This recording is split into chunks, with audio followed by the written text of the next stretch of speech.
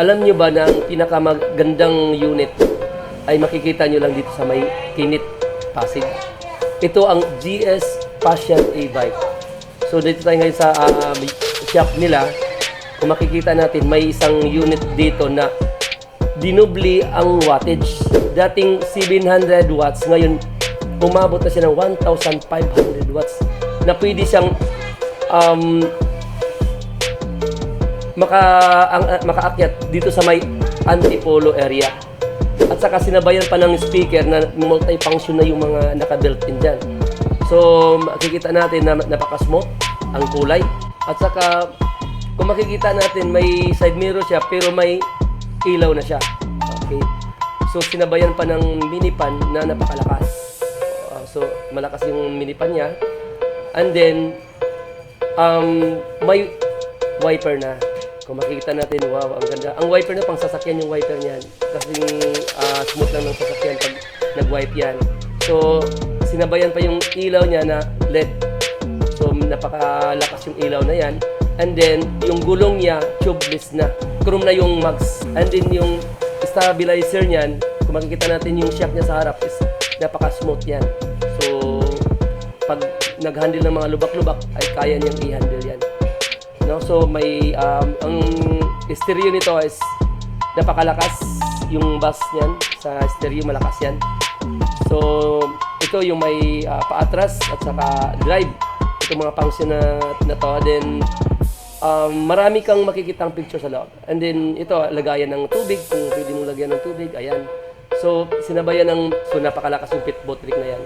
And then may handbrake din yan. Okay, so continue tayo dito sa likod. Ang makikita natin dito is may handbrake pa. Yung handbrake na yan talagang napaka-safety niyan.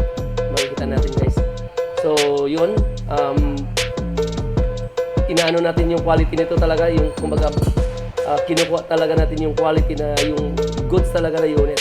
Kasi dumaan to ng matinding inspection bago i-display ang unit na to. Kasi marami namang magkapareho nito na hindi maayos na pag-inspection. Ito talaga napakaipit ang quality control.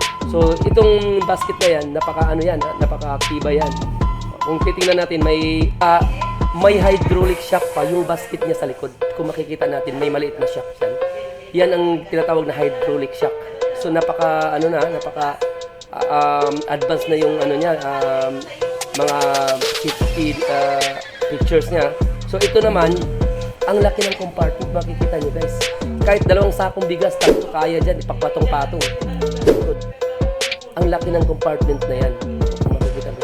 At saka, itong unit na to, halos dinobli, ulitin ko, halos dinobli ang wattage. Na dati is 700, ngayon is 1,500. Dinobli pa nila.